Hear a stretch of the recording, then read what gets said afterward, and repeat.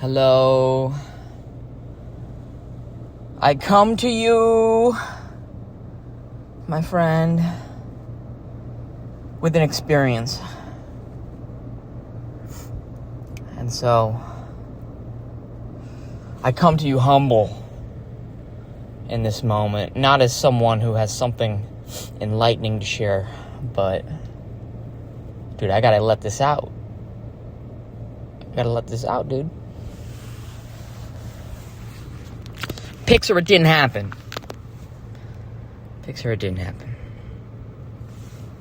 I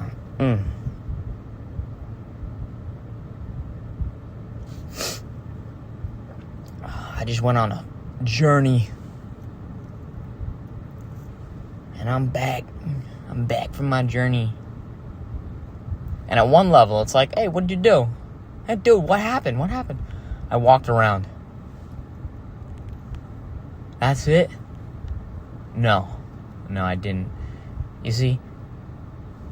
I'm walking around. We're walking around. But, at the same time we're walking around in the physical world, we're navigating all these various corridors and annexed rooms inside of our minds simultaneously. And so I was paying attention to the story progression of what was happening during my experience of walking around. And I think one of the biggest, most helpful things in all of human, societal life would be get your reps in. Get your reps in. Go out there, interact with enough humans.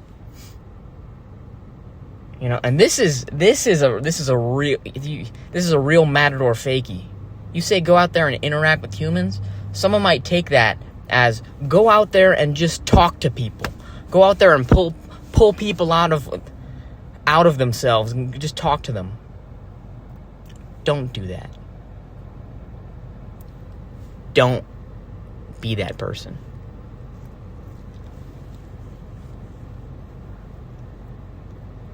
Don't go out of your way to go interrupt somebody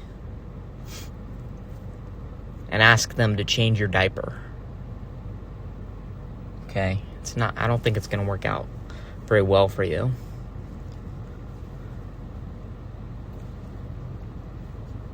Or at least your ratio is going to be ridiculously bad. Maybe, probably. Who knows? Right? I don't do that, so I wouldn't know. Don't listen to me. So, where to begin, right?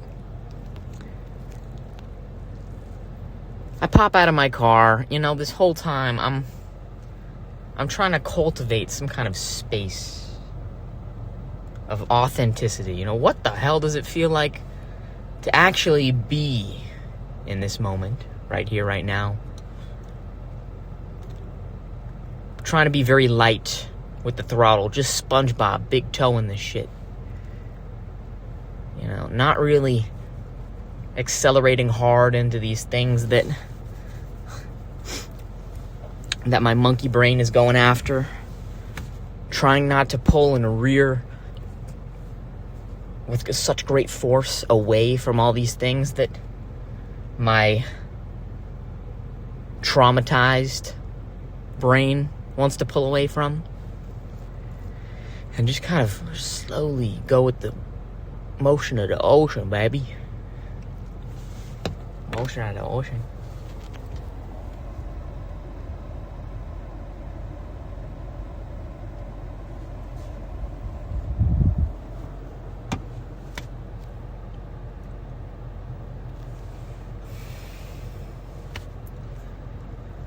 So I'm out here. I dropped my parcel off at the USPS.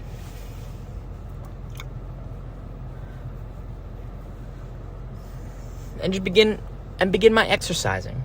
I'm here. I'm like, you know what? Okay. I'm gonna exercise. I'm gonna walk a certain amount of miles. Then I'm gonna dip out and move about, go on with the rest of my day. And whatever happens during that time, happens during that time. And we're cool.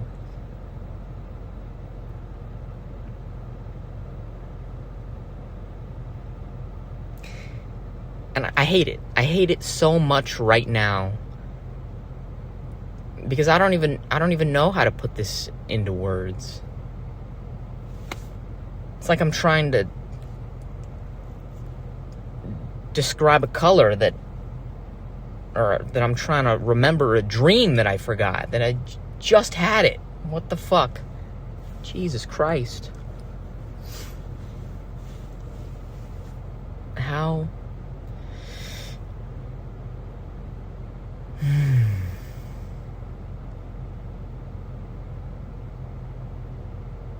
Disheartening. The mild heartbreak that I'm feeling right now. It's like, I'm sure any artist out there, like pens, pencils, paintbrushes and stuff, artists that use their hands, arms, stuff, get this feeling like they have something in their mind, and then they just don't have the wherewithal to manifest it in physical reality. And so there's this huge gap. And you're on one side of that, trying to build a bridge, and the materials, you don't even know the first step.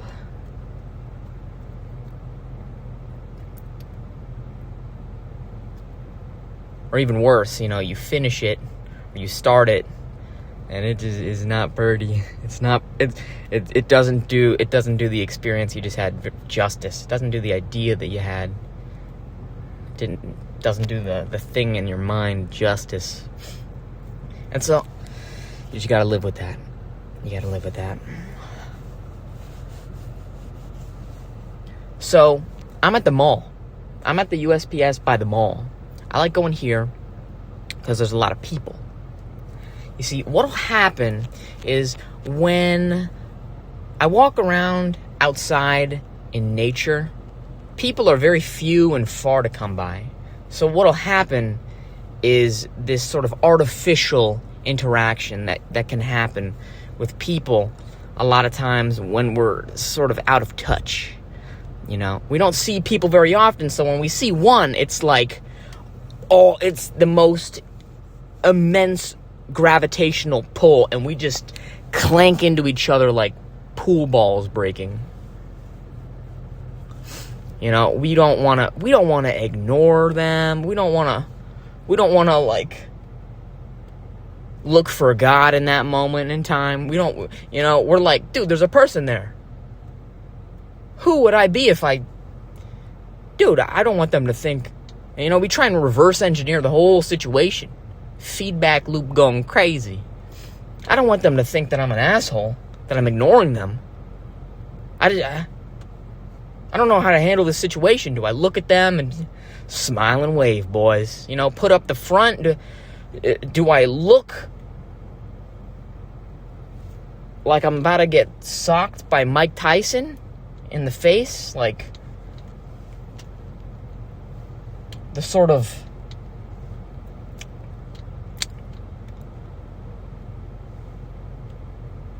stupefied, what the hell is even, that I'm feeling,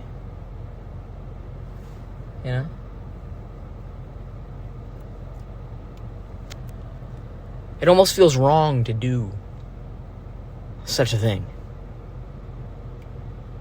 It's like, what, we're just walking. Why is that why that response? Sorry, I couldn't tell you.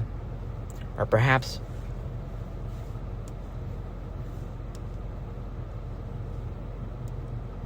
I don't want to create the moment where I let that out.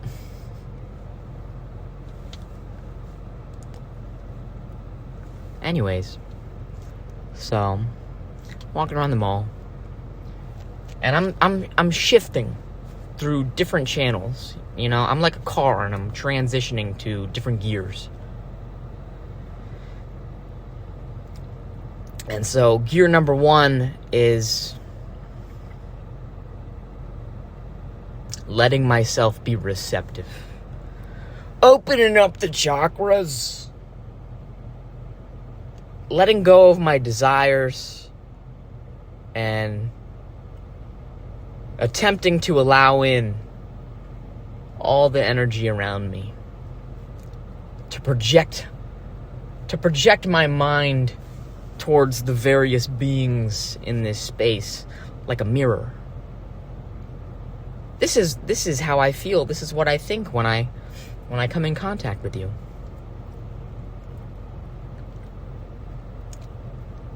You know, maybe a little bit of that in there.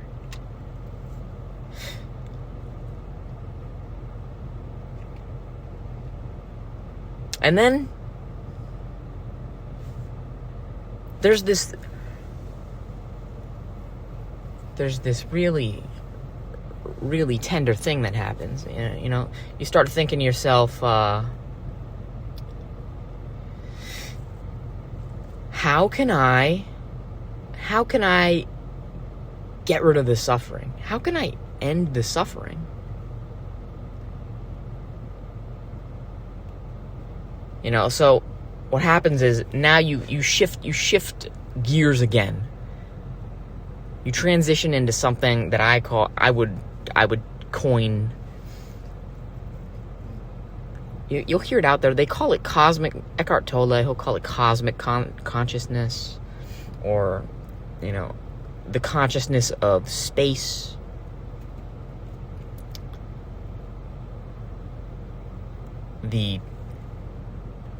In the Tao Te Ching, they'll call it the way of 10,000 natural kinds, becoming nobody. And in essence, you're just there looking at the various minutiae and phenomena out in the world, and you're just trying to get out of the way of it. You know, you're like a water molecule. You're looking out at the other water molecules, and you're just saying, okay, what's my path? What is my way forward in time right now? How should I conduct myself? As to not be some sort of crashing wave.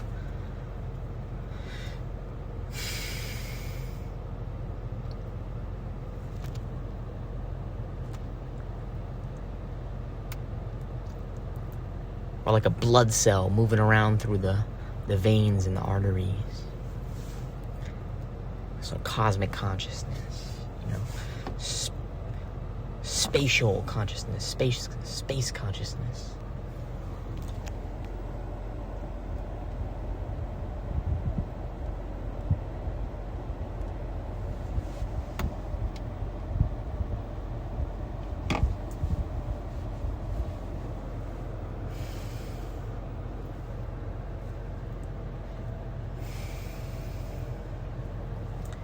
You know, and then every once in a while, you know, if that's spatial consciousness, what'll happen is every once in a while you'll come across a buoy. You'll come across just this thing in the ocean, a thing in the sea that'll capture your attention, and you start to look at these things like these are the things that catch you. These are the things that grab your attention, and so you start to notice the nature of those various things that'll capture your attention. What is that? Oh, is that the beautiful person out there in the world? They just freaking capture your attention? Is that the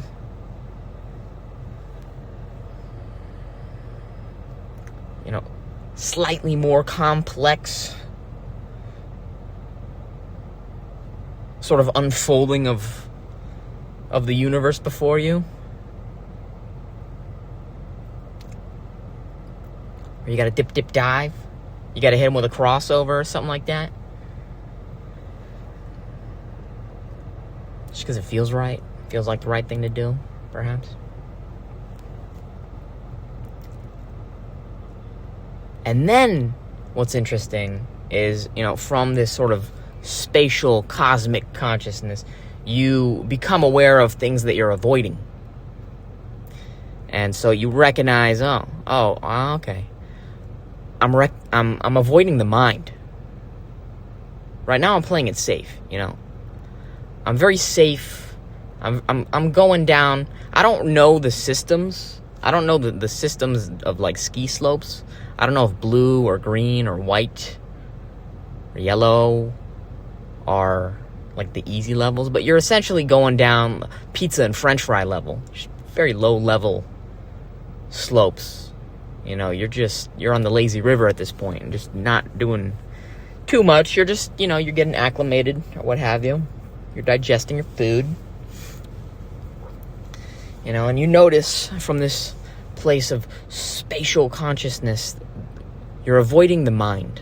You're avoiding the heads, the faces, the emotions, whatever lies behind the veil of another human being's window to the soul. One of the windows to the soul. I mean, body language speaks huge. That tells a lot. And then there's also something even more detailed inside of the facial features of another being, as well as how they move around.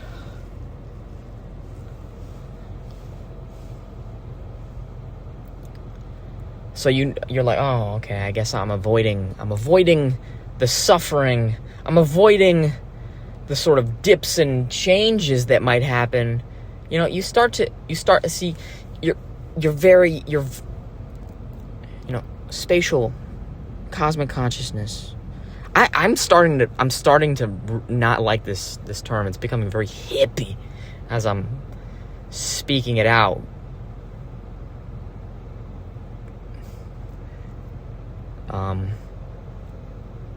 As you're just really honing your focus in on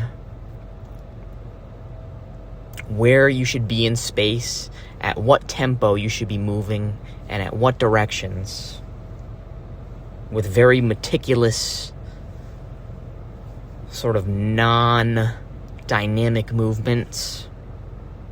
This is spatial consciousness. It is very soft. For the most part, can be. This is how it starts in my experience many times over. Kind of softness, kind of that you are like 85% or more of the people. It is just, all of you are very much like sort of operating under the same kind of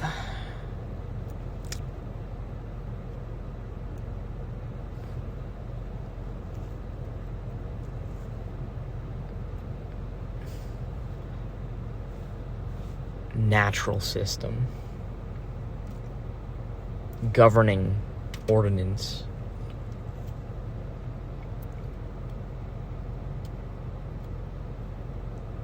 And then when I notice my aversion to whatever that sort of, because I know that if whatever it is that is capturing my attention in that moment, I know that it's going to pull me to a different level. It's going to pull me up or down emotionally. And there's something nice about just the steady state of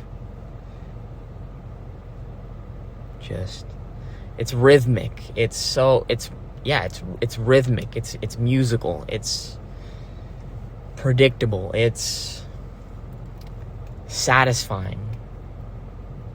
Soft. Spatial awareness. Nothing too crazy, right? Nothing too crazy. It's very easy to get a good high score when you're moving at this tempo.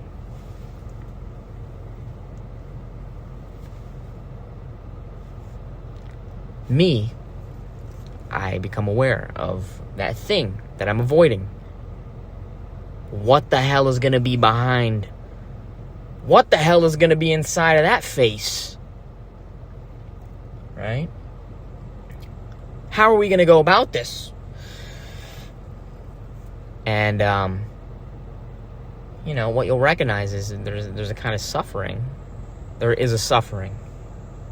And initially, what'll happen is, hey, I'm not going to throw you into it because you're possibly the goddamn Buddha already. You're already awakened. You are... Dude, there's a radiating sun behind you with 1,000 arms. Just... You are the quintessence. So I don't want to bust on your chops here. But this is how it is for me. There's a suffering there, and initially, I'll identify with it. I'll be like, oh, that is totally me. That is totally you. I'll want to pin it. I'll want to throw that fucking hot potato. It hurts. It hurts to hold it.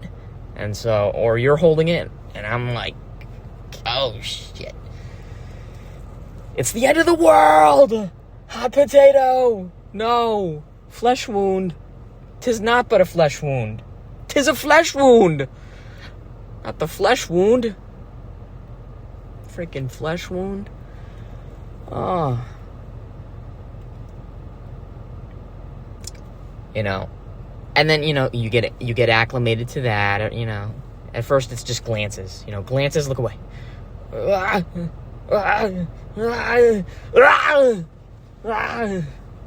pick things up and I struggle to put them down. I pick things up and I want to keep it there. And then it becomes like a what are we doing? What are we doing? You start to recognize, there's nowhere to go. There is nowhere to go. So what are we going to do about this? What can we do about this? And you start getting creative. You start getting innovative because you recognize in this moment, oh shit, it's not me. It's not you. This is something that is there in the incorporeal realm. This is like air. Air is all around us. We can't really see it. We don't necessarily see it. But it's there. And so this kind of all-pervading suffering, it's not me, it's not you, it's there. And we feel it. We have an awareness of it. And so it's in this moment that I unidentify, I detach. I get a little bit of space from this thing. I was stepping up. I was really, really right up next to this thing, to the point where I thought it was like an appendage outside my body. Just, oh my, what the tumor? Holy sh. And then I step back and I realize, oh, it's just there. Huh.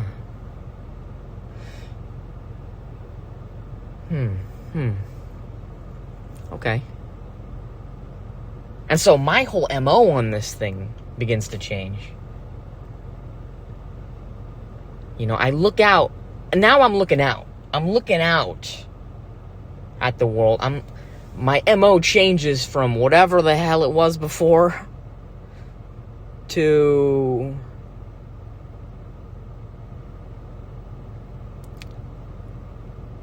my MO changed from being some kind of chaperone to the environment that we are perpetuating. Being a chaperone to the environment, being in that sort of spatial awareness level, means that you operate in a way that is more or less predictable for other people, so they can just look out and have a sense in the world.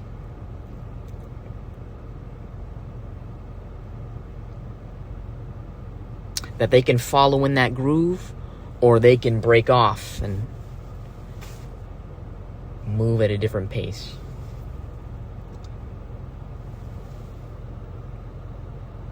And it changes from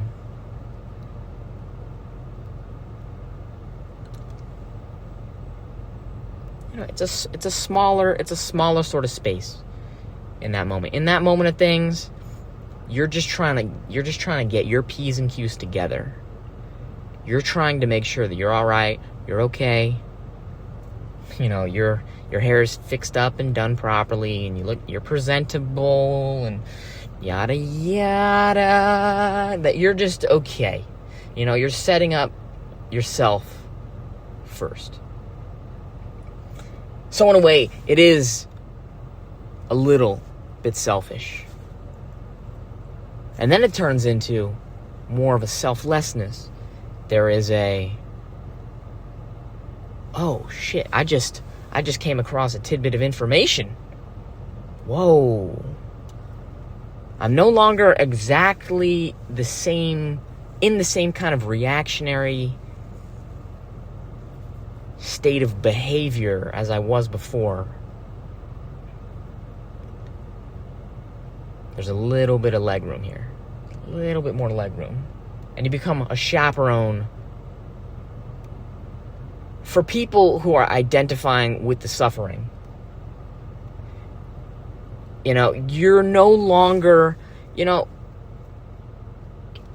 don't know, maybe you're a little more willing to stick your neck out and peer into that fearful mind. You're willing to look into that fearful mind for a moment. Just ever so slightly, just infinitesimally more willing to, be courageous enough to be there for another person. You walk around, you see people who look like they might be suffering, who look like they might be having bad thoughts, who look like they might be feeling dread. And you start to come at things with okay, well, I mean, I can't escape it. I mean, where do I go? So it's, well, what can I do? How can I help? What is the brightest, what is just the most useful thing that I can do for this person in this moment? And that's an interesting one, because suffering, or this sort of dread, feels different.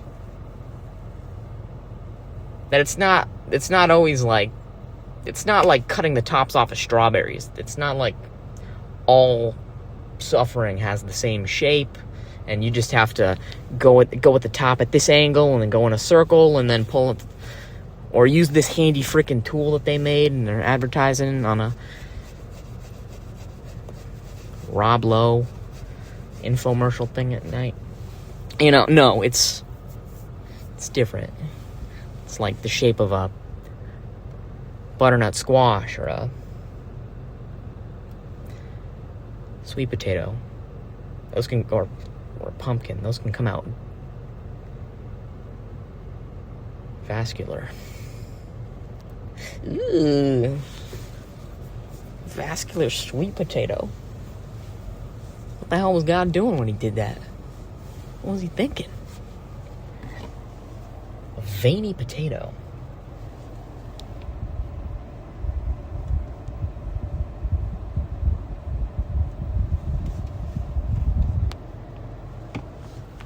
And interestingly enough, the suffering kind of thing it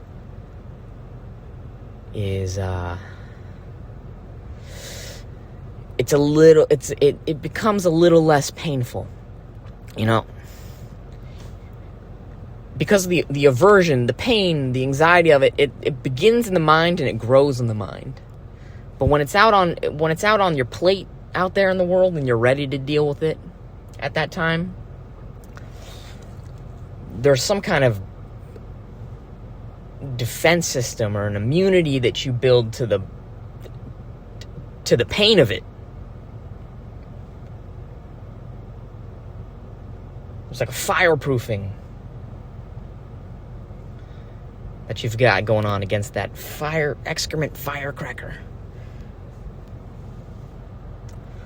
And so what happens, you know, being this sort of chaperone to the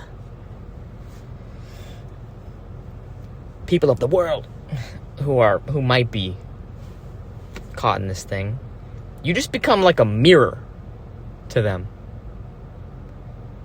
You know, but more than that, more than just being a mirror to them,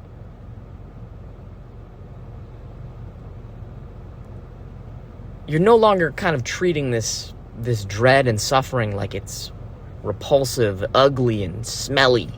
Like, you get up close to it because you feel a compassion towards it, you feel a caring towards it, and I feel like that in itself just makes me feel like we're getting closer to something. Like, I don't need to be happy. You know, we can be together. We could be together and sad together, and there's still love there. That's cool, me. And so you do something to that, and in your mind, you're not even actively like chanting positive mantras as you're going about people, but like, you know, I'm walking past these people who are, you know, just kind of just, you know, they're there with the little. I happen to be at the food court at this moment in time. You know, the world took me by the food court. And, you know, there's people that are out there, you know, just holding toothpicks with, like, crisp honey chicken on it. Or a General Tso's chicken. Something like that. Want to try? You want to try? And you just... Or you see a guy, you see a guy at the register, and he's just there, and he's got nowhere to go in that moment. He's just like, you know, kind of bound there in that instant.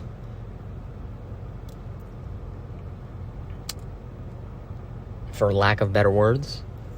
And you walk by.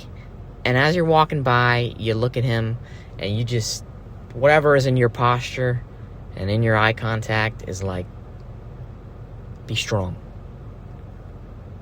Or you're going to be okay. You're going to get through this. You got this. Or like, you're doing a good job. Something like that. That's what I heard, at least, as I was walking past this particularly fantastic gentleman. Right. And then, you know, the world will corkscrew on you. The world will corkscrew on you, because in this instant, you know, in these, you know, building up to this, there was a sort of purpose going on. You know, at first it might have been a selfish purpose to sort of rid yourself of your own suffering, and then, you know, you get out of that one, and then your purpose becomes get other people out of this attachment to suffering, and then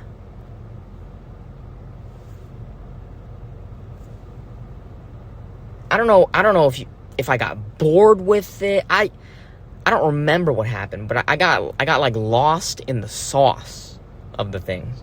I got lost in the sauce where the purpose behind things just fell away.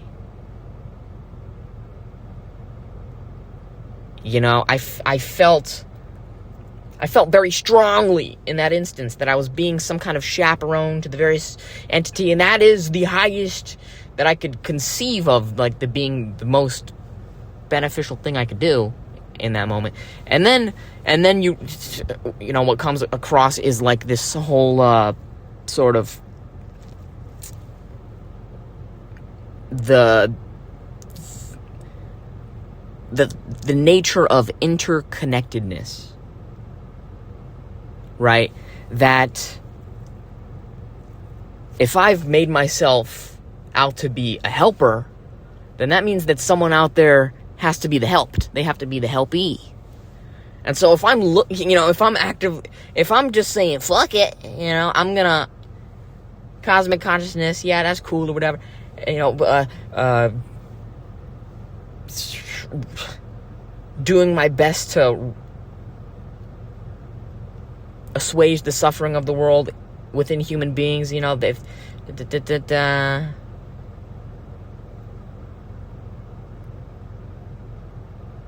you know, then that becomes my gateway, that becomes my vehicle, my pathway to ending suffering too. And the feedback loop comes back. You know, it corkscrews and loop-de-loops back around on you. And, you know, your mind's funny because it's like, yeah. You're trying to help that dude that's totally suffering. Well, guess what? What if that dude didn't need help? And you happen to be the guy that's pulling him into this thing right now. Just by you.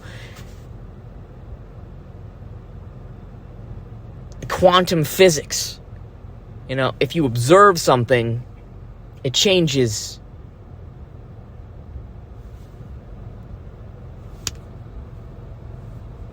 Just observe, you know, the phenomena of observing something changes what is being observed.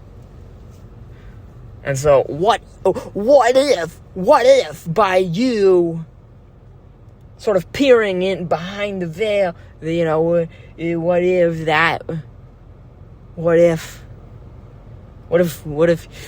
now the sum total of suffering in the world is greater than it was before? Huh? And you're just like, oh, Jesus Christ. Fuck. What have I done? What do I do?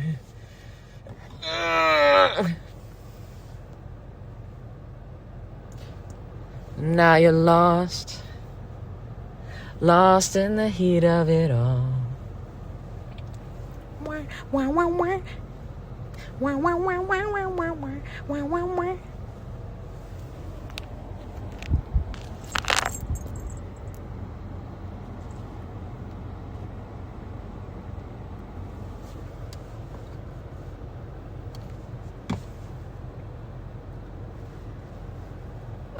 So, you know, perhaps you move about through that kind of fog for a little bit. I did, at least. And then you sort of have a rediscovering of yourself. You know, you're out there in the world, and then you have a sort of out-of-body experience where you see yourself and somebody else. And, you know, you have like a recalibration, a moment of recalibration. And you sort of recognize that, oh, oh, yeah, I'm not consistent. I don't always like things being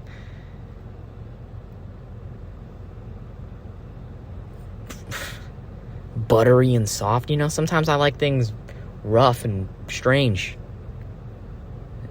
You know, I don't always like things to be predictable and you know, sometimes I like to see the dude whip out the epic behind the back move, or just, you know, practice his free will to just do a 180 the moment he sees me. I dig that. I respect that. And honestly, it's kind of soothing too. It's nice. That recalibration moment where you get in tune to that part of yourself that is like, oh, dude, please go the other way. Please. This is, oh, dude. You feel that sort of, you're on the crescent of a moment of something that's about to be overwhelming. Maybe it's, maybe in that moment it's like, it's the dichotomy between cowardice and pride, where, you're like, dude, I'm definitely not in the mood to be a coward right now. And so I feel like we're just going to maintain eye contact for an uncomfortable amount of time. So, instead of just walking into that moment like a doofus, just walking into that wall like how a fly tries to fly through a window, I'm going to just, I think I'm just going to chill here and move off in some other direction and get lost. I'm going to just go get lost. Yeah, something inside of me told me to avoid you, that was like, that would have been the best for both of us, but I'm really only assuming your part. I don't know. I'm treating you like how I would want to be treated.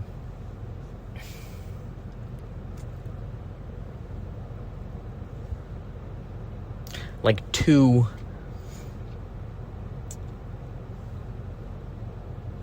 magnets with the same sort of directional thing going on.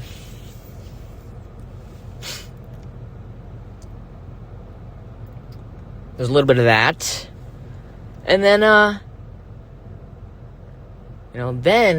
one of the next gears are, I don't even think that this is the sort of, I think that there are like lateral gears in this crazy transmissional engine thing that we got going on, that it's not just higher levels, better levels, higher levels equal more enlightened being. I don't know. These are just like different sort of like lenses, different spectrums of light when you shine your little laser through that prism, Pink Floyd style. See the rainbow, taste the rainbow. Eat 'em up, eat 'em up, eat 'em up.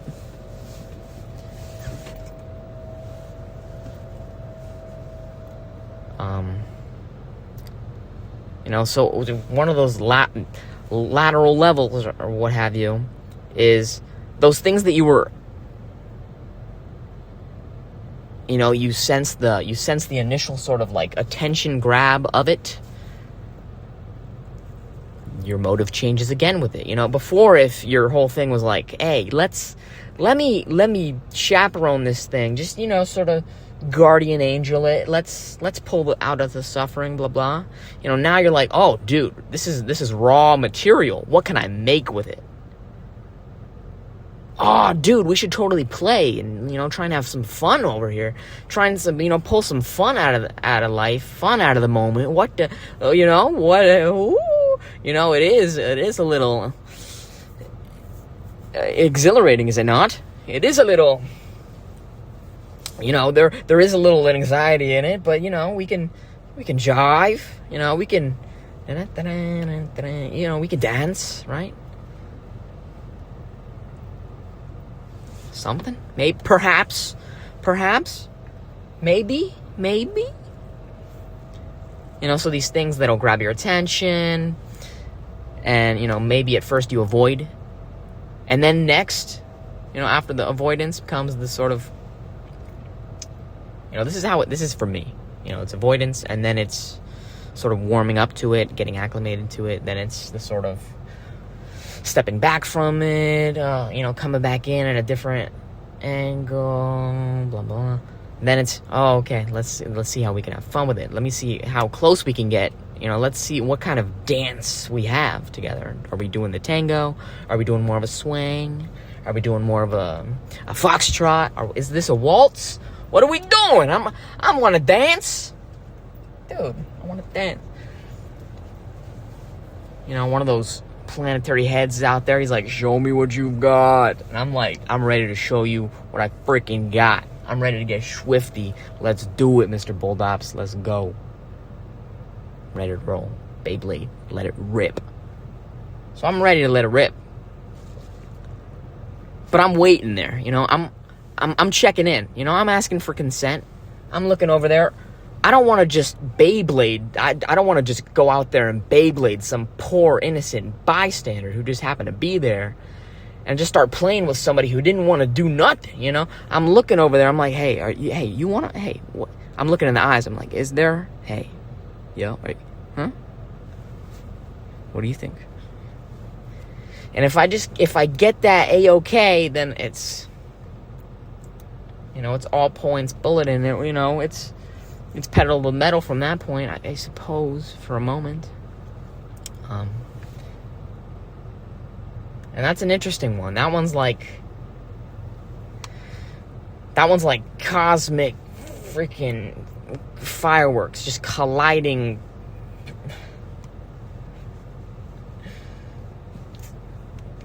Colors, just Star-Spangled Banner, just crazy, awesome, beautiful disorder of just a mashing of inanimate objects. Oh, dude, that little scene from Ratatouille where he eats the food and you could just see it. It's the blackness with the little the dancing colors. It's beautiful. It's freaking beautiful. And again, you find yourself like in this sort of blending of a moment where you got that sort of cosmic consciousness going on in the back. It's like you're building a beat in Ableton or using classical mixers. You're building a beat in Fruity Loops in real time, in real life, with your experience. And, you got that sort of, that baseline, that cosmic sort of awareness of, who's where, what's blah, blah, blue, blue, blee. Your own sort of mental faculties, sort of, those sort of pistons combusting. And then, now it's like, instead of being that 85 or more % of people who are, building the pace of the environment, you become the sort of anomaly, either moving slower than that, reflecting, being methodical,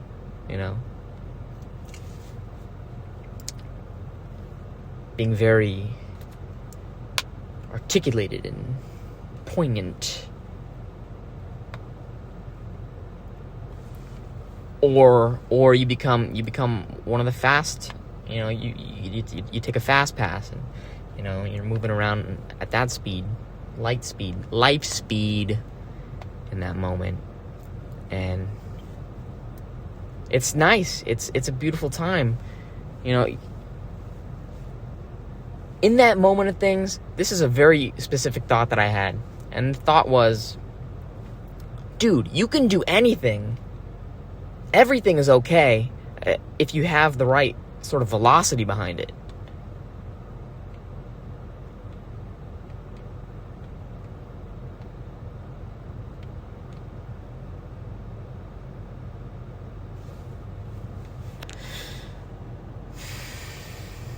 You're still there. You're still out there chaperoning. You're there.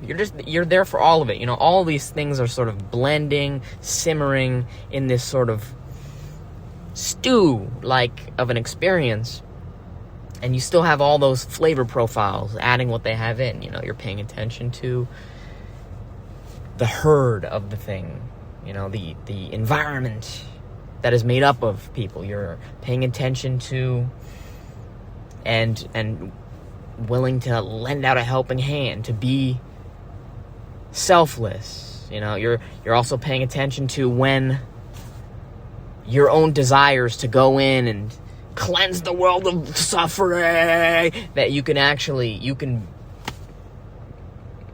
that's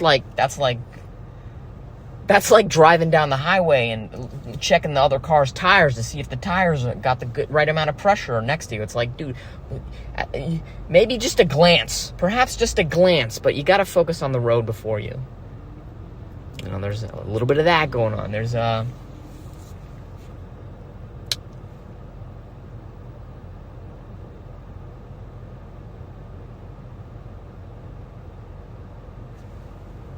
your fear sort of cures itself.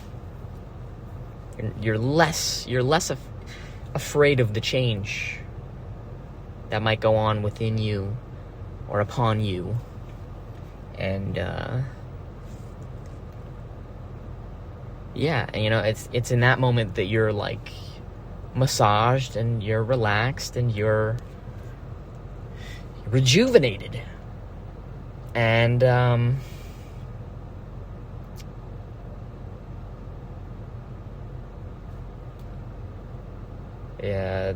and then you take that experience and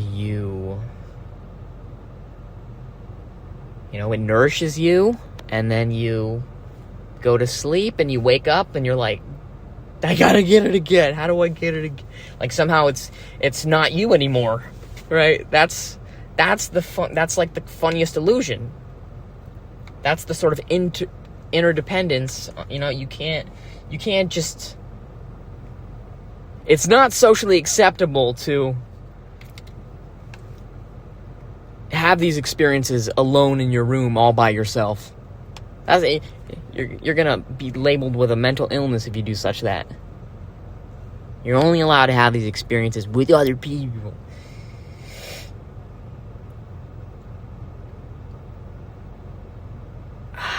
Or more or less, what happens in better terms is that is the sort of life that you get to live in that place. And then what happens is you go back to a more ritualistic thing. You go back into your own sort of hermit crab shell, or wherever your hammock spot, your domicile. And so I think that was it. I think that's all I was really going to share.